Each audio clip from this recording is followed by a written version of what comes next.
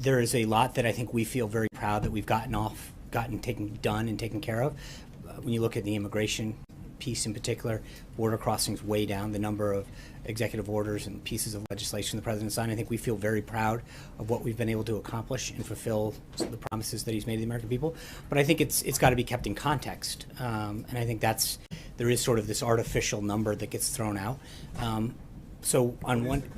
Well, I mean, the context is it's 100 days, and you have 4 years in your first term, and 8 years for 2 terms. That I think. Trump introduced a contract with the American voter over 100 I days. understand, right. And so again, I think when you look at the number of pieces of legislation, the executive orders, business confidence, the U.S.'s role in the world, there's a lot that we feel that a lot of accomplishments that have occurred, and we feel very good about what we've done as we head up to this first 100 days. But I think you're going to continue to see a lot of action and a lot of results going into the second 100 days, the third 100 days, all the way through. In 100 days, there is no funding, explicit funding to the wall, and there's no health care reform or repeal of Obamacare. Would the president consider that, and would he invite his supporters to consider that a conspicuous failure based on the promises he made during the campaign? Right. I think when you look at the totality of what we've accomplished on job creation, on immigration, on trade,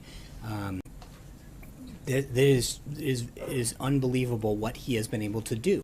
And so it's not, you can cherry pick any couple of things and say, okay, well, what about this or that? But I think when you look at it overall, in terms of the drop in border crossings, if you look at consumer confidence and the relationships that we've developed around the globe and the accomplishments this president's had on protecting the country, on bringing back jobs and starting, those have been unbelievably significant. And so to minimize that, or to look and pick out 2 or 3 things, but I think, look, we're going to continue to push for health care reform. We feel very good about the direction that it's going in.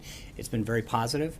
And I think that the construction of a wall is going to continue to be an area that moves forward. But all of that stuff is happening just as the president asked for and committed to doing. Some of it, has been a little slower, but mostly because of working through Congress and getting things done. But when you think about what he's started, he'll move forward on tax reform, health care, on immigration, on trade. It's been a hugely successful first 100 days. And without the president necessarily describing it as a failure or not, would he say that he's learned something about the process and how long things take that he perhaps didn't appreciate as a candidate? Maybe he overpromised on the speed with which he'd achieve these things? Now, look, with all due respect, I think that when you look at the lists of things in each of the various areas that he's been able to do, I think he's very pleased. I'm talking about some conspicuous campaign promises that rally after rally he Right. made and said, don't worry, it's going to happen. Right, and I think on health care. All I'm asking is, does he have a different awareness of how difficult those things are than he did as a candidate?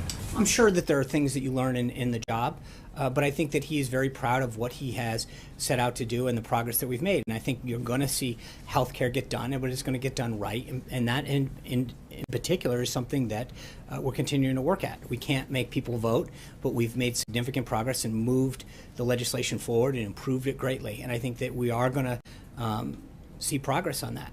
100 days, if I can just follow up.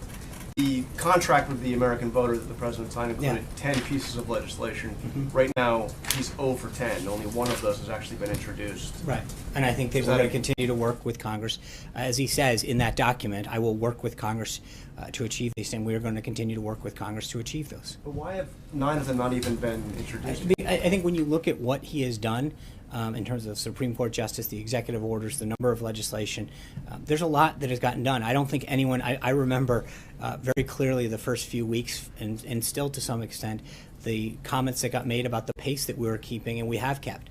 The president has been extremely busy, and I think when you recognize the amount of issues that he's tackled, the amount of progress that he's made, it is very significant, and we will continue to present all of that throughout the week. But again, as I said to Major, I think you can look at a few of these areas and nitpick a couple of them, but I think overall, he has signed a record number of executive orders. He has rolled back regulatory reforms. No, I understand that, but right. To take action. But I don't think there's any question that the president has done a significant amount for the American people on the issues that he has put forward during the campaign. Just to be clear, you're not describing the wall and healthcare as nitpicking. Jim. Are you? No, I'm not. Neither of the. No, I'm not. Those pieces are not small, but I'm saying in terms of overall what he has accomplished has been unbelievably significant.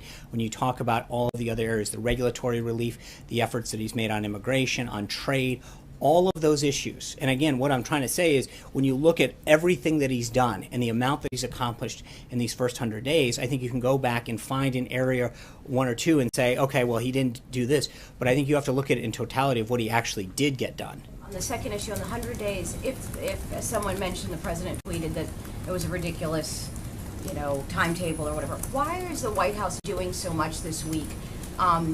You have indicated that all these activities this week, from hearing from different people, are because of the 100 days. Why do this 100-day push if it's a ridiculous amount of I think time? we've gotten a fairly decent amount of inquiries from you and your colleagues, and so in order to answer those inquiries, Something for us? yeah, well, we're givers. I mean, I don't think there's anyone in this room that hasn't lodged a request to say we're writing a story on the 100-day mark. We're doing this on the 100-day mark, and so we want to make sure that we answer your questions as truthfully as possible and as thoroughly and comprehensively. So we will have to fulfill all of these requests that are coming in from you and your colleagues. But I also think that we are very proud, and the president's very proud of what he's been able to accomplish in the first 100 days. And, as we sprint towards these final 100 days, there's two things. One, I think because of the inquiries that we've had, we want to make sure we take an opportunity to make sure that people understand how much he's done in all the different areas. But we also want to start talking about the next 100 days and what else is left to be done and how much, how we're going to continue to work hard to get all of that done. But there's a lot that has been accomplished, and I think there's an appropriate